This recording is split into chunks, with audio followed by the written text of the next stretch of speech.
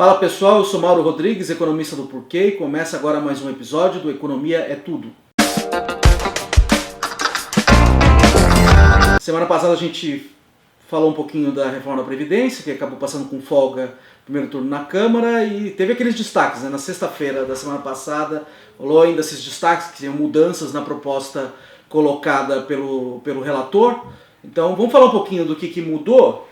Teve uma mudança que foi uma mudança importante. Eu acho que no fim das contas ela não vai ter impacto que está se levantando, que é basicamente sobre os mais pobres. Acho que não vai ter tanto impacto aí. A proposta do governo era que o tempo mínimo de contribuição fosse para 20 anos.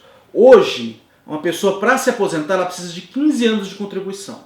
O governo propôs inicialmente que isso fosse para 20. Durante a tramitação da reforma na Câmara, baixou-se para 15 para mulheres e depois para 15 para homens, mas só os que já contribuíram, os que não entraram começariam com 20 de novo. Qual que é o impacto? Por que poderia ser problemático para os mais pobres você aumentar o tempo de contribuição?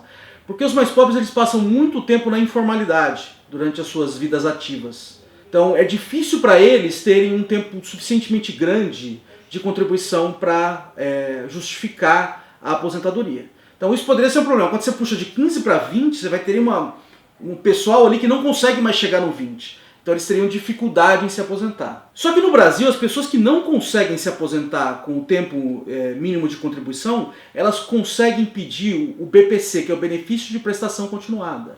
O que o Benefício de Prestação Continuada dá? Ele dá um salário mínimo para pessoas que chegam aos 65 anos, e são comprovadamente pobres. Então a pessoa que, por exemplo, ela conseguiria se aposentar, ter 15 anos de contribuição, mas com a nova regra ela não consegue chegar no 20 porque ela não tem tempo suficiente no setor formal como trabalhador durante sua vida ativa, ela poderia pedir o BPC. E o BPC dá um salário mínimo. E a maioria das pessoas no Brasil se aposenta com um salário mínimo aos 65 anos. Para essas pessoas, principalmente as pessoas mais pobres que estão nessa faixa, não mudaria muito. A pessoa não conseguiu se aposentar com 20 anos agora de contribuição, ela poderia ir para o BPC e pegar um salário mínimo. O governo queria mudar o BPC para criar uma distinção entre quem se aposenta com este tempo mínimo de contribuição e quem está pegando o BPC, mas no fim das contas o Congresso não deixou que isso acontecesse. Então, no fim não tem muita distinção. Então, nessa faixa, eu acredito que não muda muita coisa. Não poderia ser um custo maior para os mais pobres que não conseguem, mas ele já tem a opção do BPC de qualquer forma. O que eu acho que muda é numa faixa da distribuição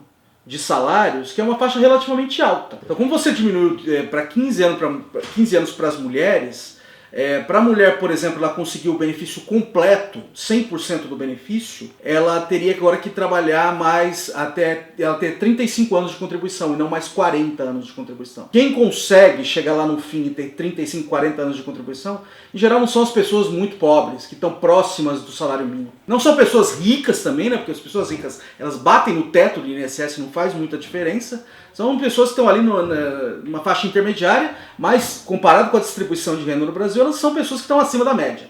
Não bem acima da média, na verdade, porque a grande maioria das aposentadorias no Brasil, elas têm o valor de um salário mínimo. Como eu disse, a reforma não afeta muito os mais pobres, porque eles já hoje ganham o salário mínimo, e o piso da aposentadoria vai continuar sendo um salário mínimo, e essas pessoas já se aposentam por idade, então a idade mínima para elas já é uma realidade. Quem que afeta? Afeta, como eu disse, essas pessoas que estão ali, que não são muito ricas, porque estão batendo, os ricos já batem no teto do INSS, super ricos, mas são pessoas que estão na parte de cima da distribuição, mas não são tão ricas assim. Por que afeta essas pessoas? E vai afetar mesmo. O que vai acontecer? Agora, o benefício, ele vai ser, com a reforma da Previdência, se a reforma da Previdência for de fato aprovada do jeito que ela está, o benefício vai ser calculado em cima da média de todos os salários de contribuição da pessoa. Hoje, atualmente, é em cima dos 80% mais altos, então você joga fora os 20% mais baixos. Então agora você põe esses 20% mais baixos de novo para a conta, então que contribui para baixar essa média. Só que entra um redutor em cima disso, que o redutor depende de quantos anos a pessoa contribuiu. Para homens, por exemplo, 60% dessa média, a pessoa vai ganhar 60% dessa média se ela contribuiu 20 anos. Quanto mais ela contribui, mais vai diminuindo esse redutor. Então, quando chegar lá com uns 40 anos de contribuição, esse redutor é zero. Então a pessoa consegue a aposentadoria integral com 40 anos. Só que esse redutor, a hora que você aplica o redutor, o benefício não pode cair abaixo do salário mínimo. Por exemplo, uma pessoa tem...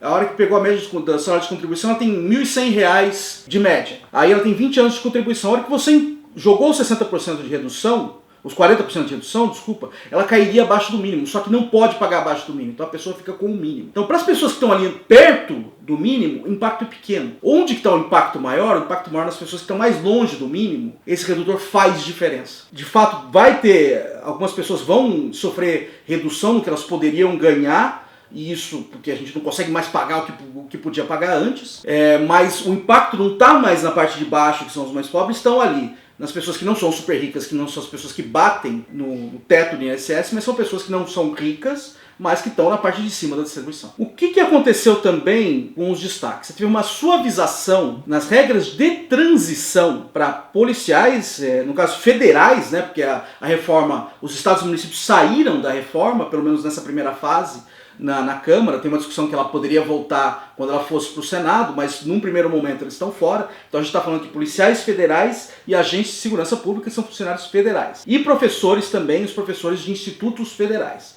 Esse pessoal teve uma suavização nas regras de transição. Em linhas gerais, a reforma ela deixa as categorias mais próximas, né? Então diminui a desigualdade de regras entre pessoas, só que alguns grupos ainda mantiveram algum privilégio. Quando a gente olha para policiais e agentes de segurança pública e professores na esfera federal, eles mantiveram. Tem alguma justificativa para isso? Tem muita gente falando que, por exemplo, policiais faz um certo sentido você ter um determinado privilégio, porque, por exemplo, é uma profissão perigosa, tem muita mortalidade.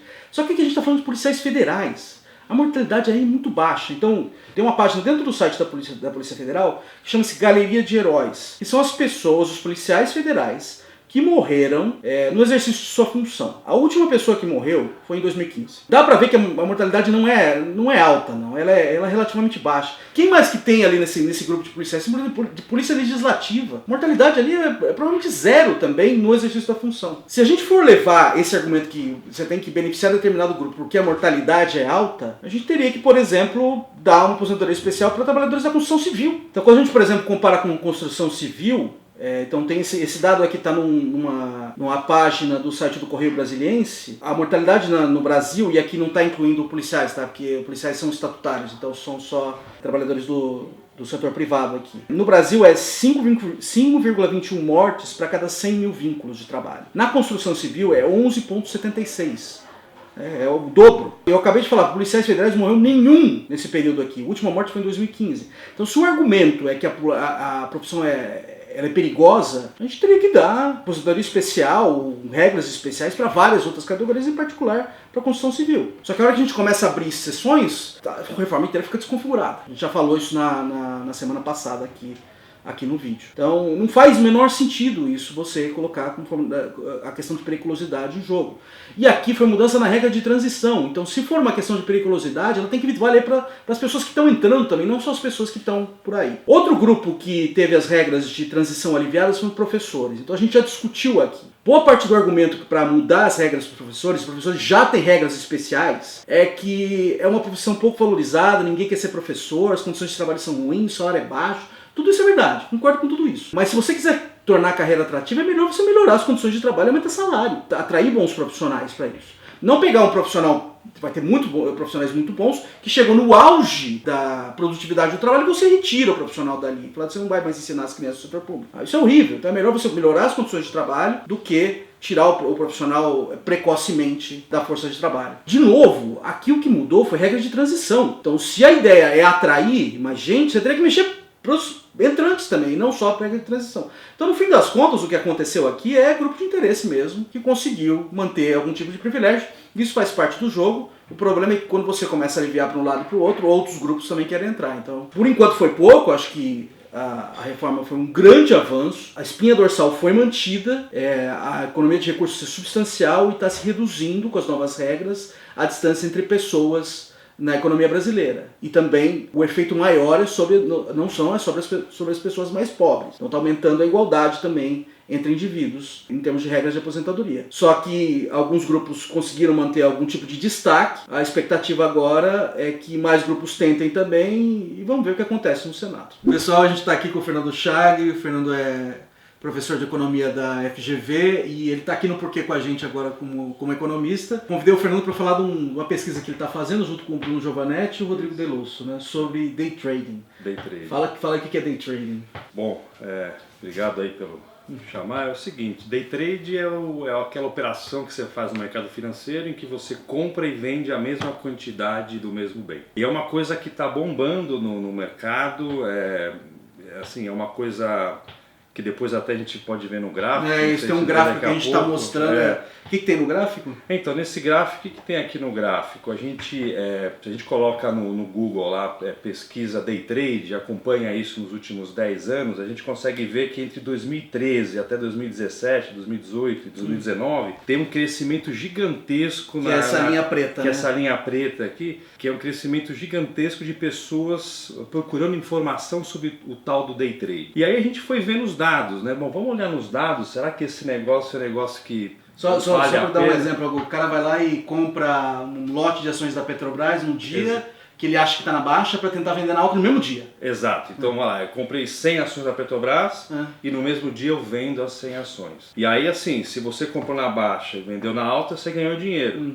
O legal do day trade, legal entre aspas, né? A gente vai mostrar por que não é tão legal assim, mas a vantagem é que você pode também vender e depois comprar. Então você pode fazer as duas operações nas duas direções e eventualmente ganhar dinheiro. Certo. Tanto na alta como na baixa. Então não é uma operação que você só ganha quando o mercado está indo bem ou só ganha quando o mercado está indo mal. Você poderia ganhar nas duas situações. E as pessoas estão fazendo individualmente isso. Pessoas em casa fazendo isso no computador, assim, sozinhas,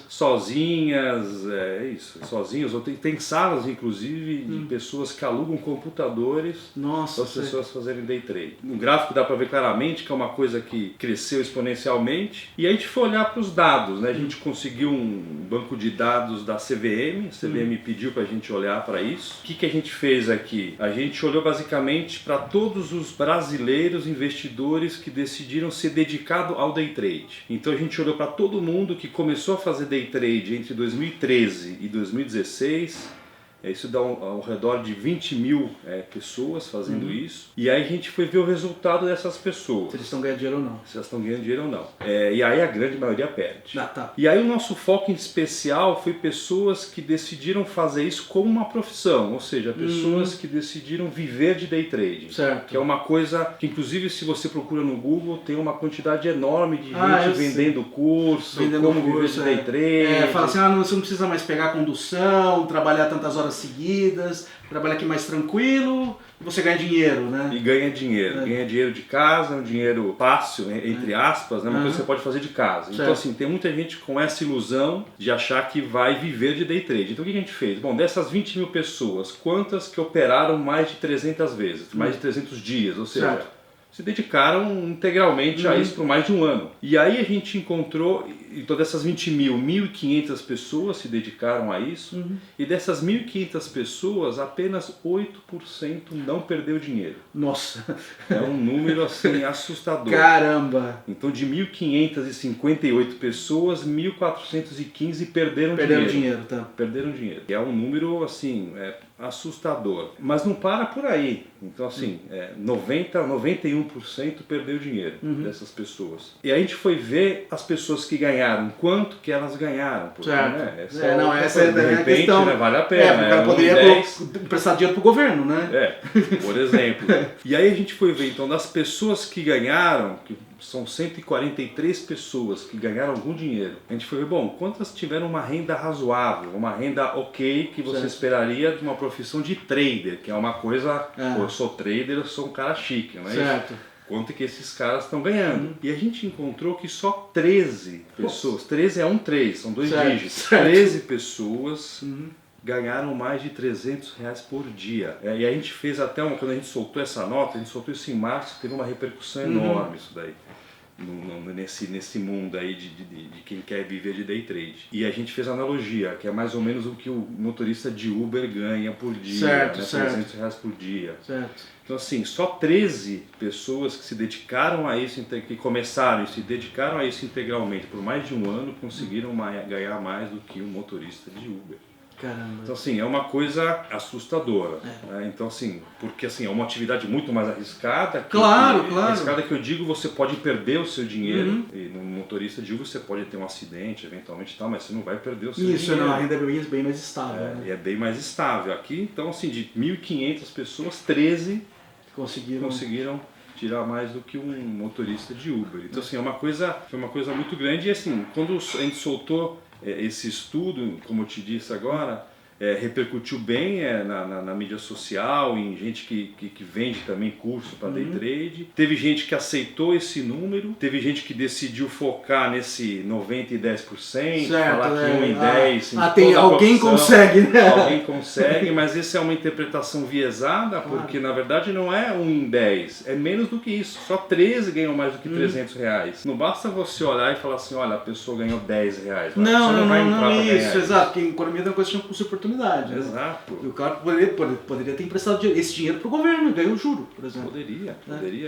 ter feito um monte de coisa com esse dinheiro, esse custo de oportunidade. Não basta você só ter um retorno positivo, ter um retorno razoável. E eu acho que é uma coisa que faz sentido, né? Por causa que essas pessoas estão buscando, na verdade, o que a gente chama de ganhos de arbitragem, né? Ver alguma coisa, ninguém está vendo isso aí, eu vou lá e vou investir nessa empresa que ninguém está prestando atenção e ganhar o dinheiro nisso. Instituições com prédios enormes, cheios de gente especializada nisso que está buscando esses... Você tocou num ponto fundamental. Esse é o ponto central. Acho que é cruel do mercado financeiro, que o mercado financeiro ele é anônimo, né? Você compra, quando você compra, alguém está te vendendo. Então sempre quando você está numa operação no mercado financeiro, tem alguém do outro lado. Certo. Só que você não enxerga quem que é essa outra pessoa, é um mercado anônimo. Nesse caso aqui, você está competindo com grandes instituições que investem milhões de reais para ficarem a 1 centímetro do computador da B3, então eles pagam para ficar com o algoritmo deles, que é a B3 é a bolsa. A B3 é a bolsa, Então essas instituições gastam milhões, tanto em gente, em PhDs, em gente especialista, como em tecnologia, para ficar a 1 milímetro, muito próximo do próprio computador da bolsa, para mandar ordem em 1 milissegundo mais rápido do que outras pessoas. E do outro lado você tem uma pessoa atrás do laptop que nem eu aqui, né? Um mouse fazendo assim, tentando, compra, vende. Então assim, é muito desigual. Claro, é uma coisa muito desigual. E achar que a pessoa vai ganhar isso, tirar dinheiro disso daí, persistentemente, continuamente...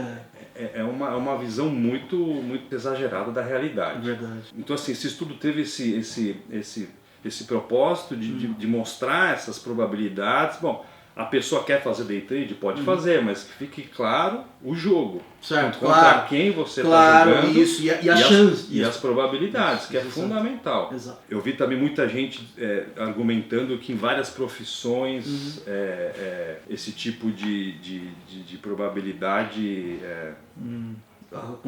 aparece. Que é semelhante, né? Exato, que esse tipo de probabilidade de você ganhar o cara vai ser jogador de futebol, por exemplo.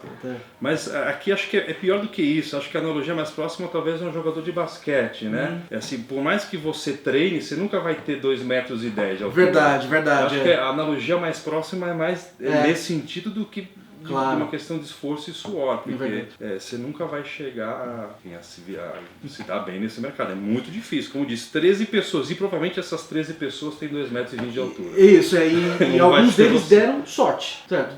Exatamente. Não é uma coisa que você pode contar. Sorte. Não é uma coisa que você pode contar. Muito bom. Obrigado, Fernando. Obrigado. É isso aí, pessoal. A gente retorna na semana que vem. Dá uma olhada na nossa página www.porque.com.br. A gente também está nas redes sociais, a gente está aqui no YouTube, no Facebook, no Twitter. E a gente se vê na semana que vem. Um abraço.